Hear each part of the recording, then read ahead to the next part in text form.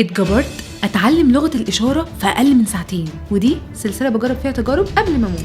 الجزء الخامس. بكل بساطة أنا أمنية، والنهاردة هتعلم لغة الإشارة، بس الموضوع أثر فيا عشان أصعب حاجة إنك تتكلم ومحدش يفهمك. تخيل بقى لما ما تكونش بتتكلم أصلا، أو حتى مش سامع كويس والعالم مش مهتم يفهمك، بس أنا مهتمة أفهم. أول حاجة صدمتني في تعلم اللغة دي إنها مش لغة موحدة عالميا، لا، لغة الإشارة فيها عربي وإنجليزي وفرنساوي. تخيل مش هنحتاج لا ورقة ولا قلم، يا دوبك وصلة نت وإيدك، وأساسي علبة مناديل. وهتعرفوا السبب بعدين. إحنا أصلا في العادي بنستخدم لغة الإشارة، وهثبت لك دي يعني شكرا، ودي ازيك، ودي لو سمحت من فضلك، ودي الحمد لله. كده الساعة كام؟ يعني مثلا كلمة بوس ايدك وش وظهر جاية من لغة الإشارة. وحسب كلام منظمة الصحة العالمية WHO بتقولك إن في أكتر من 430 مليون شخص حول العالم عندهم ضعف سمعي شديد وبيحتاج تدخل، وبتقولك إن هم هيوصلوا 700 مليون في 2050. الكلمة اللي مش هتكلفك دقيقة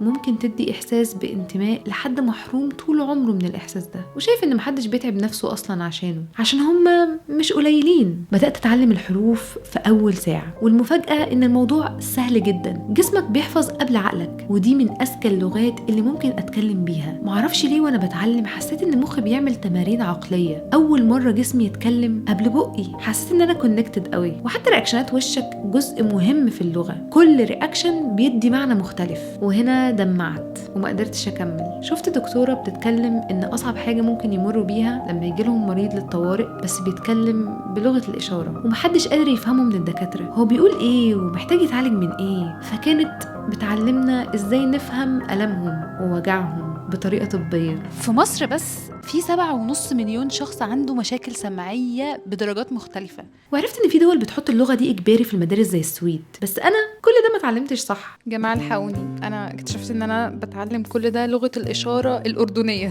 بتعلم هسه لغة الإشارة الأردنية. ما طلع فيها لهجات بقى، طلع لغة الإشارة فيها لهجات حتى لو في نفس البلد. ماكلة هوا، أكلت هوا، اتعلمت بالإنجليزي، movement, palm orientation. نقلت على الفرنساوي. Bonjour, on prend la main en B.